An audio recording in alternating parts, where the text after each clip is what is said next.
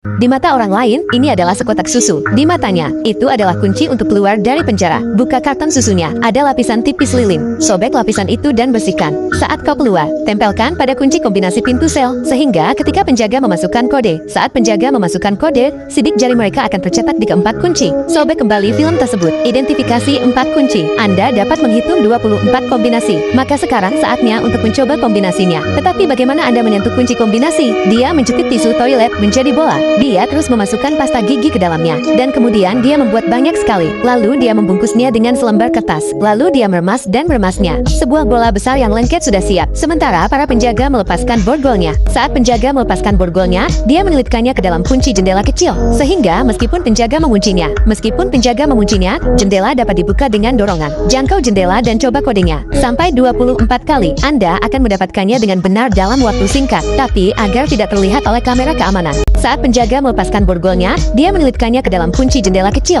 Sehingga meskipun penjaga menguncinya, jendela dapat dibuka dengan dorongan. Jangkau jendela dan coba kodenya. Sampai 24 kali. Anda akan mendapatkannya dengan benar dalam waktu singkat. Tapi agar tidak terlihat oleh kamera keamanan. Aku perlu tahu di mana para penjaga. Dia selalu mendengarkan suara-suara di luar. Anda bisa tahu dari suara pintu yang ditutup dan dibuka. Setiap hari setelah penjaga membawanya kembali ke selnya, mereka keluar untuk merokok dan mengobrol. Jadi selama 7 menit sehari. Tidak ada orang di ruang pengawasan. Itulah celah yang dia cari. Tapi apa yang terjadi ketika dia keluar dari selnya? Jangan meremehkan Jack. Dia tahu semua pelarian yang berhasil. Ada 3 hal yang membuat pelarian berhasil: keakraban dengan pola, pengetahuan tentang tata letak, dan memiliki pendamping dari luar. Dia melihat melalui pola, dan dia sudah mengetahui tata letaknya untuk waktu yang lama. Dia sudah melihat-lihat sejak pertama kali di penjara. Dia menemukan titik lemah di penjara ini. Ada titik lemah, stasiun pemadam kebakaran di sebelah penjara. Satu-satunya tempat yang dekat dengannya adalah di dalam sel tahanan. Sementara para penjaga mengobrol, dia memanjat keluar melalui pipa ventilasi di sebelah mereka, dan memanjat keluar, menuju stasiun pemadam kebakaran.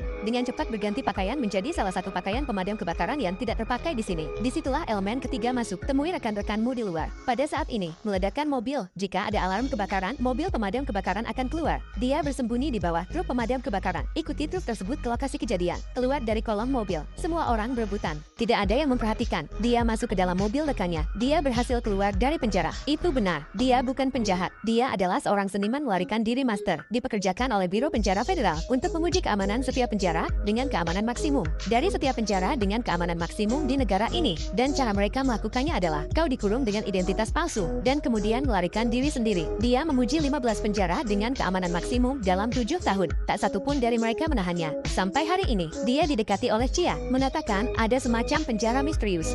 Dia memuji 15 penjara dengan keamanan maksimum dalam 7 tahun. Tak satu pun dari mereka menahannya. Sampai hari ini, dia didekati oleh Chia, mengatakan ada semacam penjara misterius, bahwa setiap negara di dunia, tidak akan menerima. Chia ingin menguji keamanan penjara, tapi mereka bahkan tidak tahu di mana dia. Ini adalah perintah yang sangat berbahaya, dan Jack setuju untuk melakukannya. Sebentar lagi akan tertangkap untuk berjaga-jaga. Mereka masih di tangan Jack. Dia menekan di pelacak GPS. Segera setelah dia sampai di luar, Jack tertangkap, tapi dia tidak menyangka orang-orang ini sangat kejam. Pertama, mereka menyetrumnya, dan kemudian, seolah-olah mereka tahu sebelumnya, mereka menggunakan pisau. Mereka mengambil GPS di lengannya, dan kemudian mereka menembakkan obat penenang ke lehernya untuk membuatnya pingsan. Ketika dia bangun, dia bertemu dengan sipir. Ini sedikit terlalu banyak untuk Jack. Dia mengatakan perintah itu terlalu keras. Dia keluar. Dia memberikan kata kode untuk keluar, meminta sipir untuk melepaskannya. Tapi sipir tidak peduli. Dia tetap mengurungnya. Ternyata sipir bersekongkol dengan seorang pria. Sipir itu telah membuat kesepakatan dengan seorang pria yang ingin membunuh. Ini adalah penjara paling keras di dunia. Sel setiap orang terbuat dari kaca temper. Anda bisa melihat air seni dan kotoran narapidana. Tidak perlu berbasa-basi. Sel-selnya digantung di udara. Metode konvensional untuk menggali lubang sama sekali tidak mungkin dilakukan. Ini 100% tertutup. Tidak ada yang mendapat sinar matahari. Jumlah penjaga beberapa kali lipat lebih banyak dari jumlah tahanan. Mereka bersenjata lengkap. Topeng mereka mencegah mereka berbicara dengan para tahanan. Untuk mencegah percabulan, ratusan kamera pengintai, dan ada bola-bola pengintai bulat yang bergerak sepanjang waktu.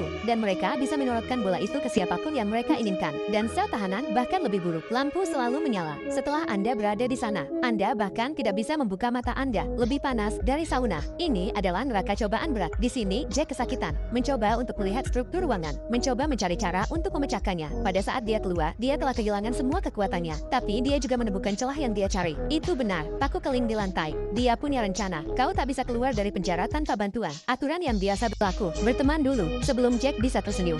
Ada seorang pria yang datang lebih dulu, juga seorang pria berotot tua, namanya Arnold. Dia sepertinya mengenali kemampuan Jack. Dia bertanya, apakah ada yang bisa dia lakukan untuknya? Apa yang bisa saya lakukan untuk Anda? Jack berkata, saya butuh sepotong logam. Arnold berkata, itu tidak mungkin. Jack berkata, jika Anda tidak memberikannya kepada saya tidak akan menjadi teman Anda. Jadi Arnold berhasil membawa dirinya ke ruang interogasi. Untuk membawa dirinya ke ruang interogasi, mengejek sipir seperti orang gila. Sipir menjadi marah. Dia menyuruh para penjaga menyiramnya dengan air. Mereka mengambil selang dan menuangkan air ke dalam mulut Arnold. Setelah beberapa detik, dia hampir tenggelam. Tapi saat itulah dia mendapatkannya. Dia juga mendapatkan salah satu penutup ruang interogasi. Hanya di ruang interogasi. Setelah selesai, dia memberikannya kepada Jack. Jack melihat bahwa dia memiliki kemauan. Jadi dia memberitahunya siapa dia sebenarnya dan menatakan kepadanya tentang wawasannya. Ternyata dia menemukan struktur internal penjara ini hampir semuanya vertikal, yang berarti dia mungkin di bawah tanah dan ada suara air di bawah sel tahanan. Dia berasumsi bahwa itu adalah saluran. Pasti ada jalan ke atas. Langkah selanjutnya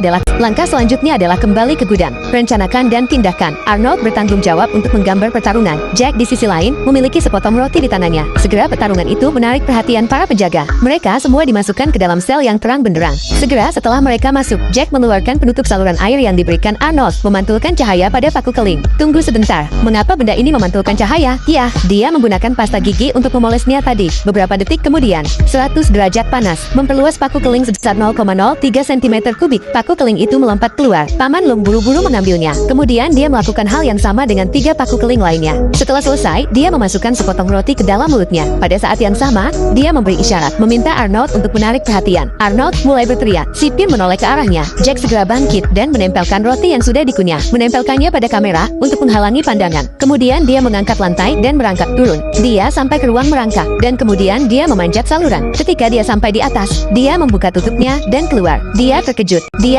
Itu bukan di bawah tanah seperti yang dia duga. Itu adalah hamparan lautan yang luas. Dia berada di atas dek sebuah kapal pesiar raksasa. Bagaimana Anda keluar dari penjara? Dan ada penjaga di mana-mana. Melompat pantatku. Dia harus kembali. Dia tahu di mana itu, tapi dia tidak bisa memikirkan jalan keluar.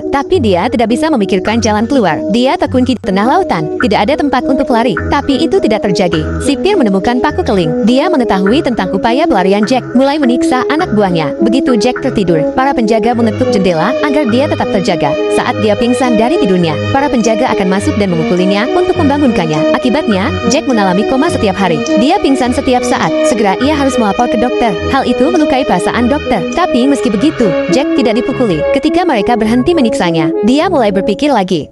Setiap hari dia makan, dia berada di bawah meja. Di bawah meja, dia diam-diam membuat alat pembobol penjara. 2 lensa kacamata, sebuah biro, sepotong karton, dan sebuah tabung kaca. Benda ini disebut sextant. Itu dirancang untuk mengambil arah. Selanjutnya, mereka membawa rekan satu tim baru. Mereka menyuruhnya berpura-pura membuat kesepakatan dengan sipir untuk kesempatan berziarah ke dek. Setelah di dek, Jack memberinya sextant untuk mengambil bantalan. Ketika Jack mendapatkan data, dia segera melihat bahwa kapal itu berada di lintang kuda tak berangin. Berada di garis lintang kuda tak berangin. Dia mengamati bahwa toilet menyiram berlawanan arah jarum jam. Jadi mereka berada di belahan bumi utara. Dan berdasarkan iklim yang hangat dan lembab, ini mungkin di lepas pantai Maroko, Afrika. Langkah selanjutnya adalah untuk menemukan seseorang untuk menyampaikan pesan mereka. Jack ingat dokter. Jadi dia menyuruh Arnold menikamnya. Dia datang ke dokter memohon untuk dijahit. Dan kemudian ia berpura-pura sakit untuk sementara waktu. Dia datang ke dokter dan muntah. Dan itu sangat menyakiti perasaan dokter. Kemudian dia mengungkapkan identitas aslinya kepada dokter dan memintanya untuk memeriksanya. Tak lama kemudian, dokter itu akhirnya memiliki hati nurani yang buruk. Dia memutuskan untuk membantu mereka melarikan diri. Dia mengirim email ke anak buah Arnold. Kepada anak buah Arnold, semuanya sudah siap. Akhirnya, tibalah saatnya untuk keluar. Larut malam itu, sipir melihat Jack mengetuk dinding. Dia mendengar sinyal ketukan Jack dan menantikan bahwa besok pagi, bahwa kerusuhan akan pecah di West Side besok pagi. Sipir memutuskan untuk melipat gandakan kekuatannya untuk mengepung West Side. Tapi itu jebakan untuk Jack. Dia ingin semua penjaga pergi ke West Side, sehingga hanya 2 penjaga yang tersisa di distriknya. Jadi hanya ada 2 yang tersisa di sektornya. Kerusuhan yang sebenarnya dimulai. Ada kerusuhan nyata yang terjadi. 2 geng mulai berkelahi. Penjaga di atas ditembak jatuh, tapi Jack menyelinap di atasnya. Menyelinap, mereka tersingkir. Mereka memanjat ke atas. Mereka hendak mencapai dek dengan mengikuti pipa, tapi pintu gerbangnya memiliki kunci elektronik. Tidak bisa dibuka dengan kekerasan. Jack memutuskan untuk memutus aliran listriknya sendiri. Tapi itu berarti dia akan tertinggal. Dia tidak punya pilihan menuju ke ruang listrik. Ketika dia mendapatkan komputer untuk mematikan sirkuit, Arnold mampu membuka pintu di sisinya. Dia tidak punya pilihan menuju ke ruang listrik. Ketika dia mendapatkan komputer untuk mematikan sirkuit, Arnold mampu membuka pintu di sisinya. Dia akhirnya berada di dek pesawat sedang dalam perjalanan. Dia baru saja mendekati pesawat. Musuh datang juga. Arnold tidak mau pergi karena saudara-saudaranya belum tiba. Jadi dia menurunkan senapan mesinnya. Matanya menjadi dingin. Jack muncul ke permukaan. Arnold menemukannya tepat pada waktunya. Dia turun dan mengangkatnya. Setelah beberapa saat, mereka sampai di pantai Afrika. Seseorang datang menjemput Arnold. Itu adalah wanita yang memberi perintah pada Jack. Ternyata dia adalah putri Arnold. Alasan dia membayar Jack untuk datang, untuk membantu ayahnya melarikan diri dari penjara. Itu sebabnya Arnold datang kepadanya. Arnold datang untuk bergabung dengannya. Itu semua sudah direncanakan. Jack tersenyum kecil. Apa yang sebenarnya dia inginkan adalah masalah. Rekannya yang menjebaknya. Rekannya terbangun beberapa hari kemudian untuk menemukan dirinya terkunci dalam sebuah kontainer pengiriman. Dan kontainer itu ada di kapal pesiar raksasa. Pada saat kapal berlabuh, dia akan mati. Di akhir cerita, Jack pergi setelah menyaksikan satu generasi pria berotot keluar dari penjara. Pada akhirnya